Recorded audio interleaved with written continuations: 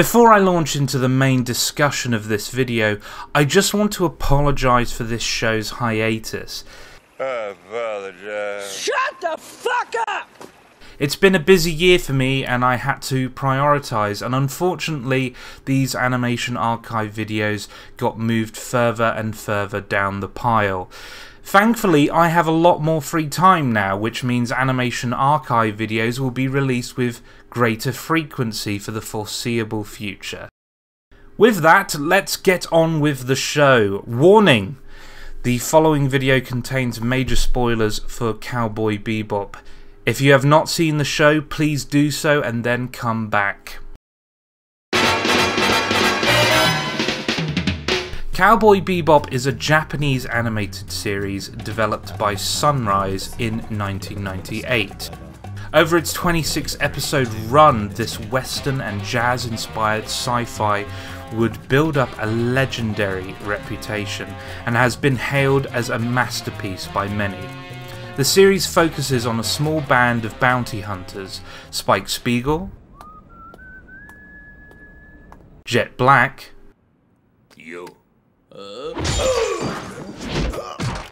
Faye Valentine, Are you listening? I know you're there! Say something! Huh? and Ed, as they travel across the solar system searching for their next big payday and getting involved in all sorts of crazy nonsense along the way. And at first the series doesn't seem much deeper than that. A gang of really charismatic and engaging characters going off to distant worlds and having fun, exciting adventures every episode. That is until you reach the show's conclusion.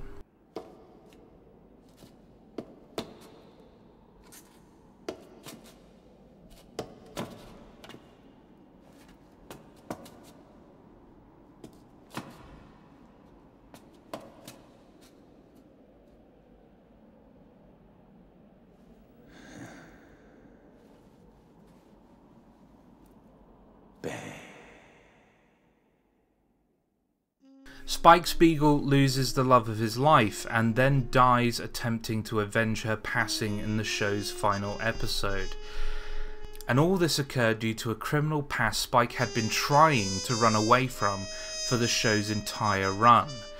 This ending was not only bittersweet, but recontextualised the events of the entire show, lending them much more meaning than they had on first viewing. Right from the word go, the creators were leaving the audience clues as to the show's ultimate conclusion.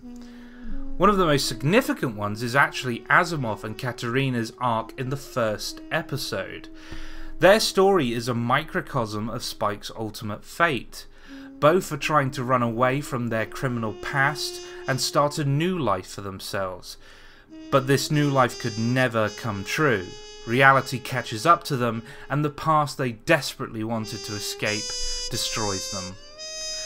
The creators dedicated an entire episode, the first episode no less, to foreshadowing.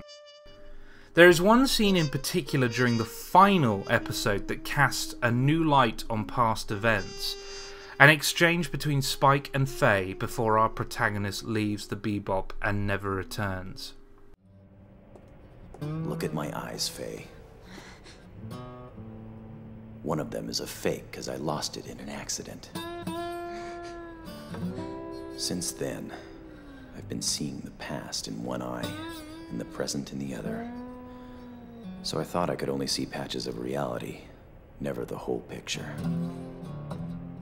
Don't tell me things like that. You never told me anything about yourself. So don't tell me now. I felt like I was watching a dream I'd never wake up from. Before I knew it, the dream was all over.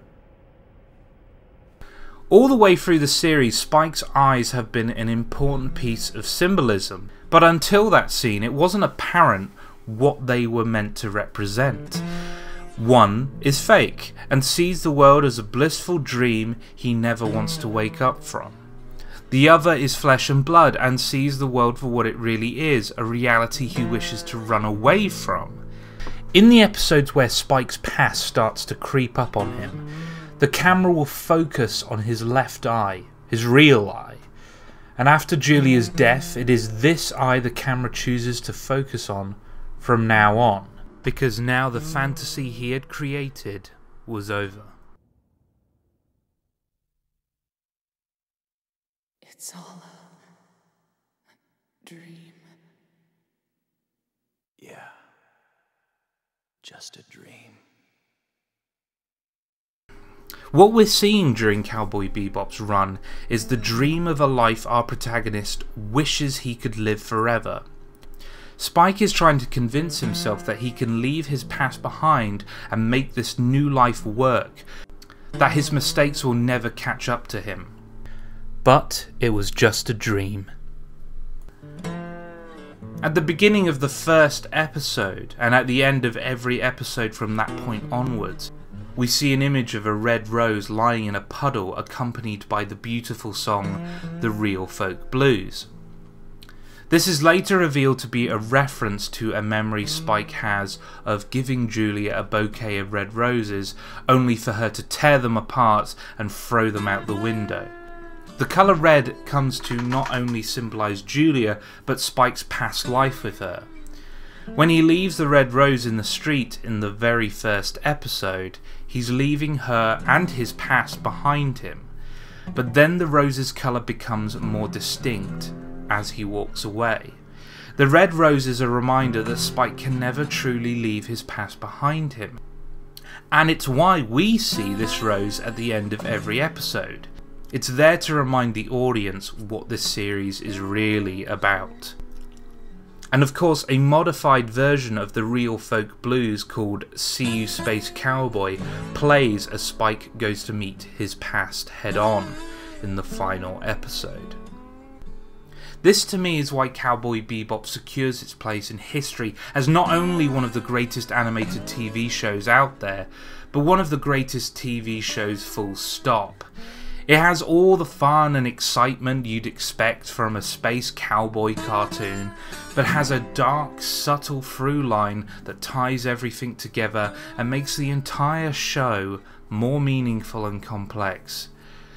This is smart and subtle storytelling that we rarely get from even the absolute best of televised animation. I've seen a lot of animated shows where the entire world was at stake during its final moments, and hardly any of them managed to affect me in the same way as the simple story of a man chasing a dream he could never make a reality. Thank you for watching, and until next time, see you, Space Cowboys.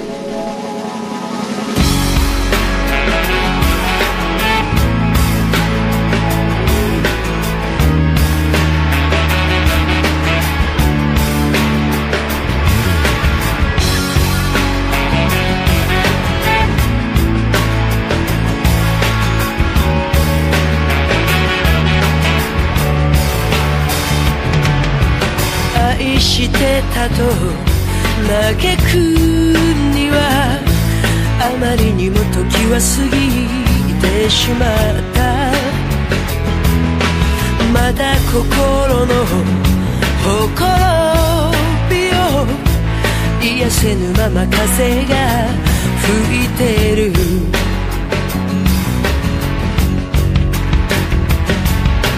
一つの目で明日を見て一つの目で昨日を見つめてる